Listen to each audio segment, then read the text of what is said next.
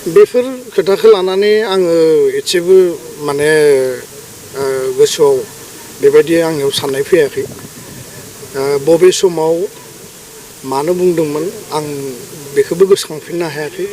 आरो बे कल रेकर्डआ माने बेसेबां रियेलिटि दङ बे एडिटेड ना मा बेखौबो बिजिरनानै नायनांगोन बिनि सायाव आङो जोंनि एबसुनि लेभेलनिफ्राय तदन्त खालामदों दा जाय बिथांमोना बेखौ भाइरेल खालामदों जाय बिथांमोना बे रेकर्डखौ दामदों बिथांमोननि सायाव निस्सय बिनि सायाव तदन्त जागोन आरो मा उद्देश्य लानानै मा थांखि लानानै बिथांमोना खालामदों बिनि सायावबो नोजोर बोनांगोन बबेबा टाइमाव बेबायदि माखासे खोथाफोर थासारिफोर फैयो जातिनि सार्थआव इउनिटिनि सार्थआव मालाबा दुलाराय बर' फरायसा आफादा हारिखौ जोङो खौसे खालामनाय हारिखौ जोङो बजबनाय आरो राइटखौ राइट रंखौ रं जोङो बुंनायनि थाखाय हाबा मावबोनांदों दा बेखायनो बियो गोजाम अडिअ जानांगौ खिन्थु बेयाव माखासे एडिटेड फ्रेक्सन दङ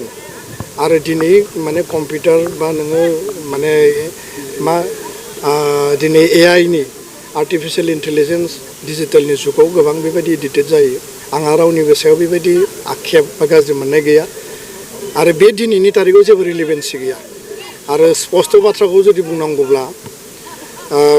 बर'नि मोननै रिजनेल राजखान्थि हान्जा इउपिपिएल आरो बिपिएफखौ ज' खालामनानै बा मोनसे बुजाबुजिनि आधाराव बर'नि जातीय सत्ता अस्तित्व थामोन्था रैखाथि माहारिबादखौ लानानै आवगायलांनांगौनि थाखाय जोङो ग्रेटार इन्टारेस्टआव आपिल होदों आरो बिनि थाखाय हाग्रामा महिलारि बिथां खाम्फा बरगयारि बिथां रबिराम नार्जारि बिथांजों आङो अक्ट'बर दाननि फार्स्ट उइकआव आङो जिरायदों सावरायदों खोब गोथौयै सावरायदों प्रमद बर' बिथांजोंबो सावरायदों बेनगोरा नार्जारि इउजि ब्रह्म बिथांजोंबो आं सावरायदों जे जातीय इन्टारेस्टआव जोङो हाबा मावलांनांगोन आरो मालाबा जातिनि सार्थआव रल लानायाव जोङो गोबां खोथाखौ जोङो रिक्स लानानै माने हाबा मावनो गोनां जायो सान्तिनि बाथ्राखौ जों बुंदों सोरबाया असान्ति बाथ्रा बुंदों सोरबाया हिंसानि बाथ्रा बुङो जों अहिंसानि बाथ्रा बुंदों सोरबाया भाइलेन्सनि बाथ्रा बुंदों जों नन भाइलेन्सनि बाथ्रा बुंदों जोङो डेम'क्रेसिनि डेम'क्रेटिक सार्थनि बाथ्रा बुङो सोरबाया नन डेम'क्रेटिक खोथा बुंदों दा बेयाव मा उद्देश्य लानानै बे खोथाफोरखौ बुंदों बेफोर भाइरेलजों बेफोर माने भाइरेल खालामनानै सोरबाया गाज्रि खोथा लिरोबाबो सोरबाया गाज्रि भाषा बुङोब्लाबो आंखौ सोंखारियोब्लाबो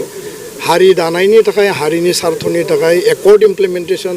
सान्थि गायसननांगौ एनडिबिनि जेंना जेंसि सुस्रांनाय बिथांमोननि केस बिथांमोननि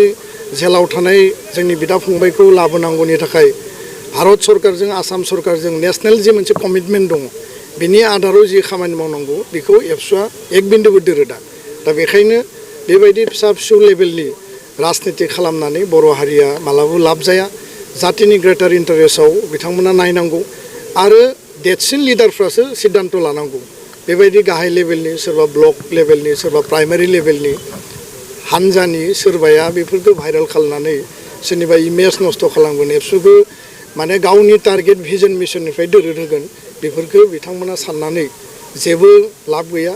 बिनिख्रुइ मायबा एक्सट्रिम ओंखारब्लाबो आंहा बिनि सायाव कुनु पस्थायनाय गैया खारन आं जातिनि सार्थआवसो सोरबाया हिंसानि बाथ्रा बुङो जों अहिंसानि बाथ्रा बुङो सोरबाया नन डेम'क्रेटिकनि बाथ्रा बुङो जों डेम'क्रेसिनि बाथ्रा बुङो आरो बेबायदि भाइलेन्सखौ जों लुबैया सान्थिया जोंनि एजेन्डा आरो बर' हारिनि थामोन्था रैखाथि सेफगार्ड सिकिउरिटि बर' हारिनि जातीयताबादा जोंनि एजेन्डा आरो बे एजेन्डायाव बड'फानि आदर्शखौ लानानै हाबा मावलांगोन आरो जि ओंखारदों बिनि सायाव निस्सय तदन्त जागोन बिनि सायाव निस्सय एक्सन जागोन आरो बेखौ लानानै उननि समाव जों हाबा मावलाङो गोजोन्थों।